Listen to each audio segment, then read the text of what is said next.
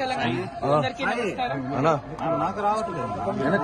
నేను గత 4 సంవత్సరాలుగా పడుతున్నటువంటి మనోవేదన ఆ స్వామివారి దయ వల్ల మరి కంప్లీట్ గా నేను ఏదైతే చెప్తూ వచ్చాను, సత్యం నా వైపు ఉంది, న్యాయం నా వైపు ఉంది, భగవంతుడు నా వైపు ఉన్నాడని చెప్తూ వచ్చాను.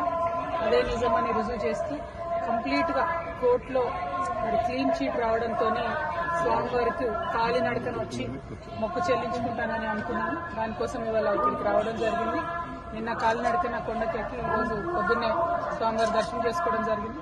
మరి అదేవిధంగా రాబోయే రోజులలో తెలంగాణ రాష్ట్రంలో తెలంగాణ ప్రజల పక్షాన తెలంగాణ ఎంపీ పార్టీగా పనిచేయడానికి ఫ్యూచర్ లో పొలిటికల్ పార్టీని కూడా పెట్టబోతా ఉన్నాను. కాబట్టి దానికి కూడా ఖచ్చితంగా స్వామివారి ఆశీస్సులు ఉంటాయి, దయ ఉండాలని చెప్పి కోరుకొని మరి వాళ్ళు దర్శనం చేసుకోవడం జరిగింది. నేను ఎప్పుడు తిరుమలకు వచ్చినా ఒకటే కోరుకుంటాను, తెలంగాణ రాష్ట్రం బాగుండాలి, తెలంగాణ ప్రజలు బాగుండాలి, ఆంధ్ర రాష్ట్రం బాగుండాలి, ఆంధ్ర ప్రజలు బాగుండాలి.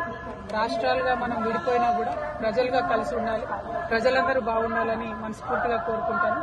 అదే జరగాలని చెప్పి మళ్ళీ ఒకసారి భగవంతుని కోరుకుంటూ థ్యాంక్ యూ. జై తెలంగాణ, జై ఆంధ్ర.